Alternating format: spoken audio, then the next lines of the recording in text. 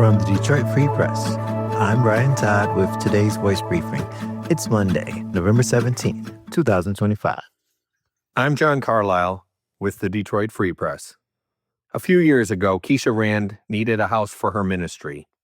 She kept trying to buy an abandoned property online through the city, but kept getting outbid, often within minutes.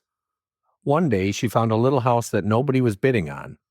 She had just moved to the city from Washington, D.C., and was still unfamiliar with Detroit, but it looked good on paper, and it came at a decent price. After talking about it with her husband, they made an offer. And that's how the couple bought a house in one of the worst parts of the city.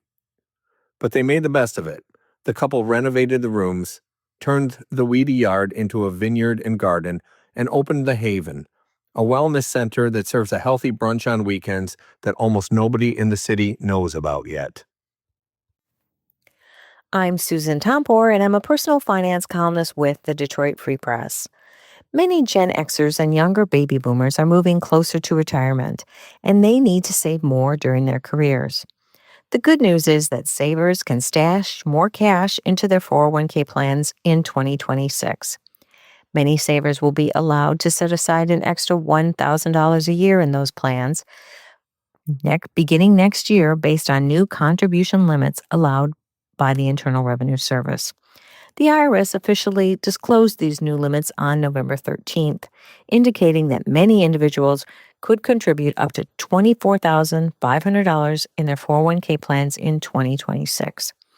Yet employees who are 50 and older can contribute even more than that annual limit each year.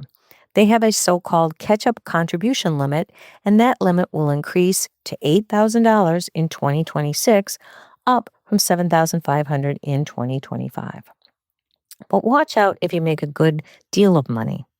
Beginning next year, there are some new rules, and all catch-up contributions made by those who are 50 and older will need to be made into a Roth account and after-tax dollars. That's if you earn more than $145,000 in the prior calendar year.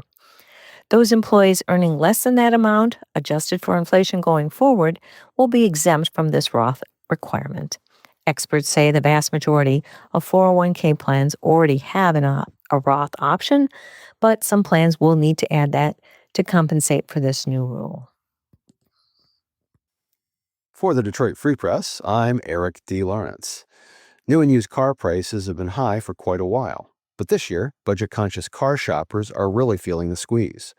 The average transaction price of new vehicles passed the $50,000 mark before dropping slightly this fall, and average transaction prices on 3-year-old used vehicles have been above the $30,000 mark in each quarter this year. In fact, average transaction prices in the third quarter reached $31,067, according to data from Edmunds.com. It's the highest third-quarter average transaction price since 2022. Ivan Drury, Edmunds' Director of Insights, says that's abnormal. Quote, "The other time when we saw it, the entire world was upside down," end quote, Drury says, pointing to the fallout from the pandemic and factors like the chip shortage. The higher prices for used cars now come at an interesting time, even as cars are sitting on dealer lots for longer periods. For consumers seeking deals, one option might be electric.